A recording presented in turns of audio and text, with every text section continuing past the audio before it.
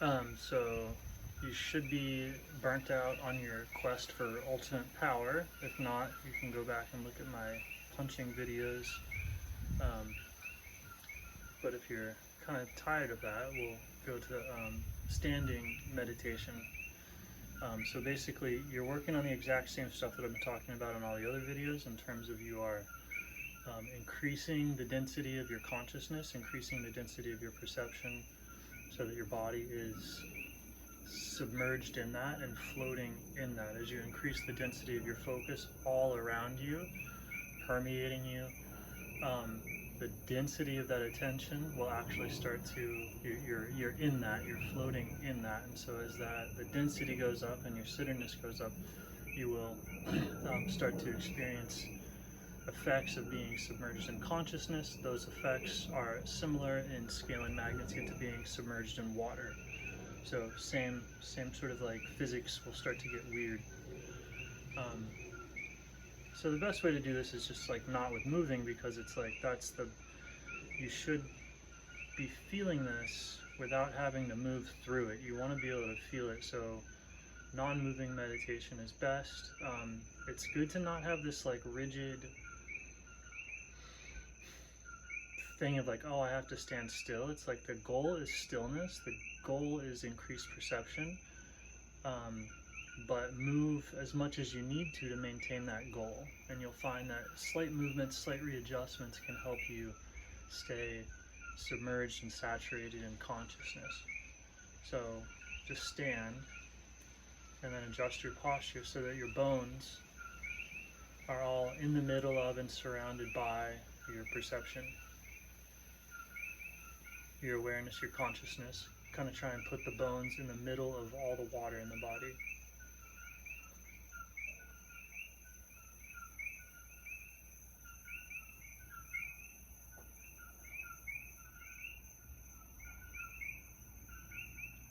Then once you're in there, to increase the density of the consciousness, you have to apply effort to a degree that kind of makes you suffer. So you can just sit there for a long time until you get insufferably bored and push through that, or you can crouch or somehow make the position a little bit more energetically intense so that you have to try to maintain it. In this position, again, place all your bones in the middle of the consciousness so that they're floating in your awareness.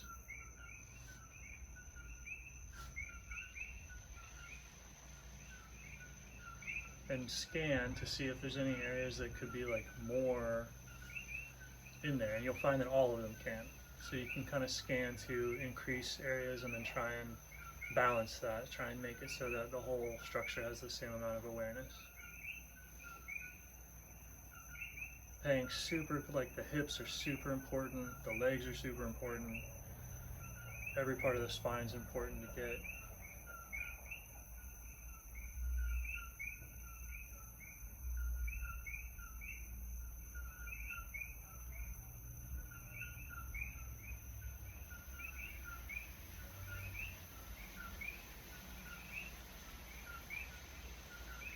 And if the suffering gets too much, you notice yourself start to try and avoid the suffering. Like if you're tensing, or if the sensation is concentrating in one area instead of staying spread. Like if your focus is then make the position a little bit less bad. So that there's effort, so that there's strain, so that there's suffering, but there's no avoidance. This is the sweet spot for doing normal cardio too, if you're running or whatever.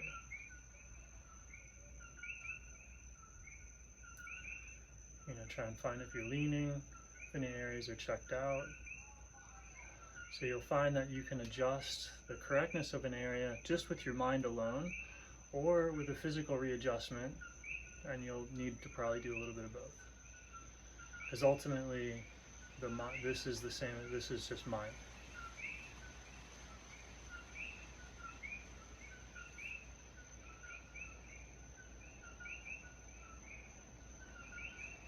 So again, there's no correct posture. The correct posture is the one that elicits the effort.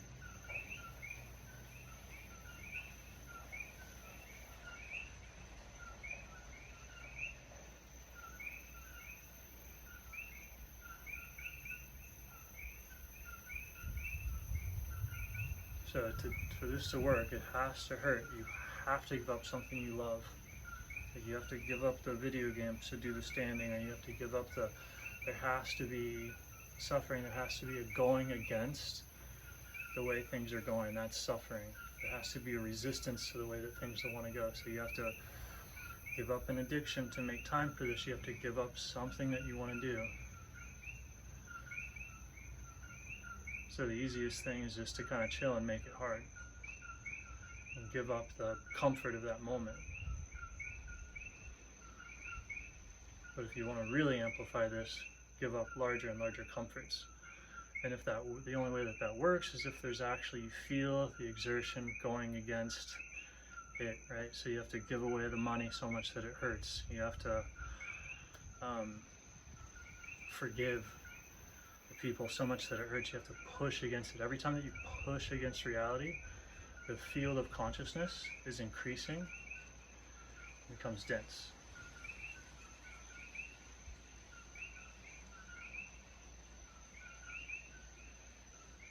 And this is why taboo violations, this is why evil, bad rituals and stuff like that work so well, is because the innate goodness of man, when you do something bad, it goes against the will of your heart. It goes against the will of that innate goodness. So when, paradoxically, when you do, it's like a taboo violation, when you do something wrong, like when you sin or whatever, when you go against, you have to really go against the goodness of your heart. When that happens, it does the same thing as when you sacrifice something. Like either way, they both lead to the same amount of increased consciousness. So that's why you learn so much from like mistakes, like the mistakes where you go, oh man, I willfully made a bad choice. That's really the only mistake that we make. The other mistakes aren't necessarily mistakes. It's like when I willfully made a bad choice, you went against the goodness of the heart. That does the exact same thing to you as tremendously hard effort, hard work, hard discipline, hard sacrifice.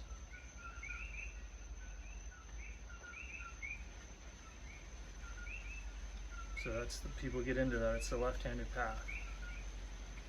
I wouldn't be into it. I wouldn't be afraid of it. Like it happens.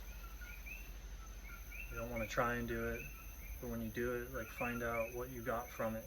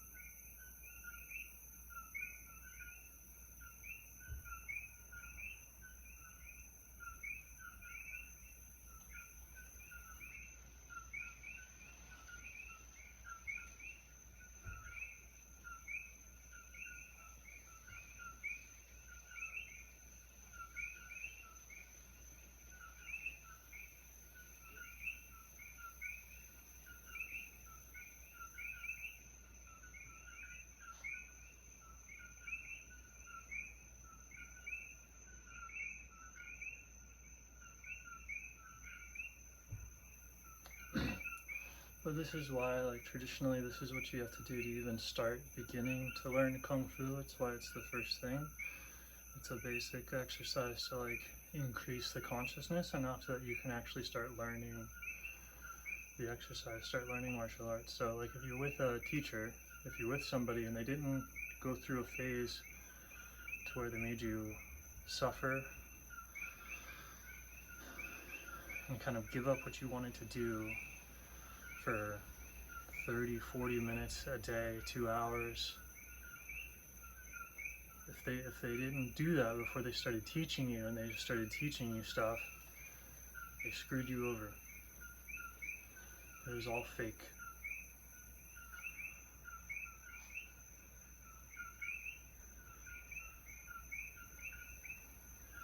So that's that old school nonsense. It's like there's something, it's intuitive, that's the way the world works, and people want to remove all of that. People want to remove, pushing through, opportunities not to push through getting teased, push through getting bullied, push through doubts, push through like whatever, and try and like remove all of that from humanity, put everyone on whatever. It sounds nice, but ultimately you're lowering the consciousness because the way the game works is it's intense, it takes commitment, it takes skin in the game. And so without that, then what you, like, all the teachings is just like, hey, try this with your higher consciousness. So unless they did something to you to give you the higher consciousness, it was fake. So the teachers that are like saying, follow your joy, just do whatever you want, do like the easiest thing, like no. So all that's lowering consciousness. Ultimately, because it comes around, like it's where it's like push against this tendency, like crush. It's that's the path. That's the path.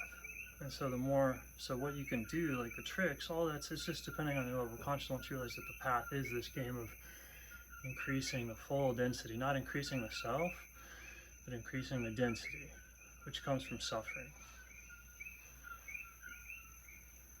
Right, so that's why you have Christ as like the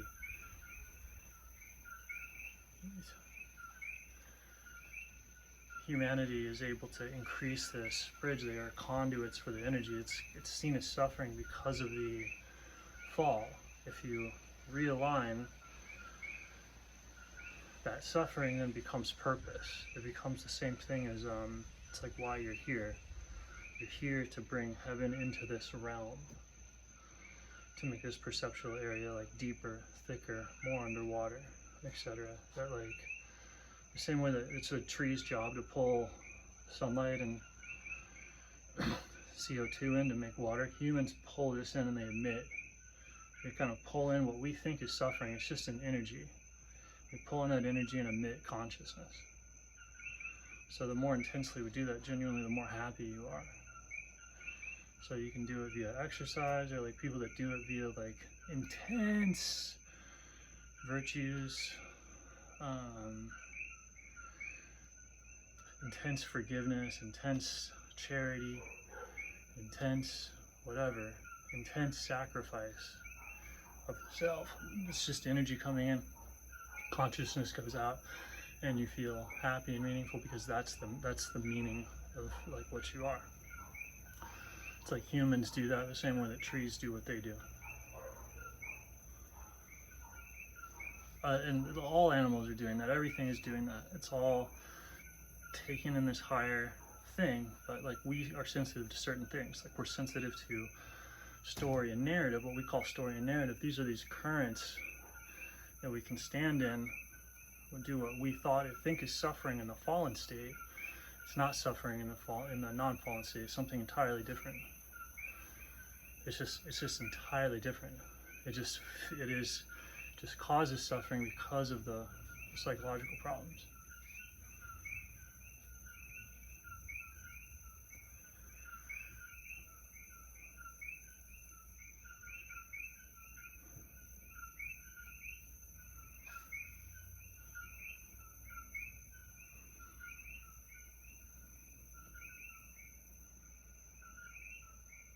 Anyway, so that's standing meditation, stillness. That's it. That's actually the meditation. So yeah.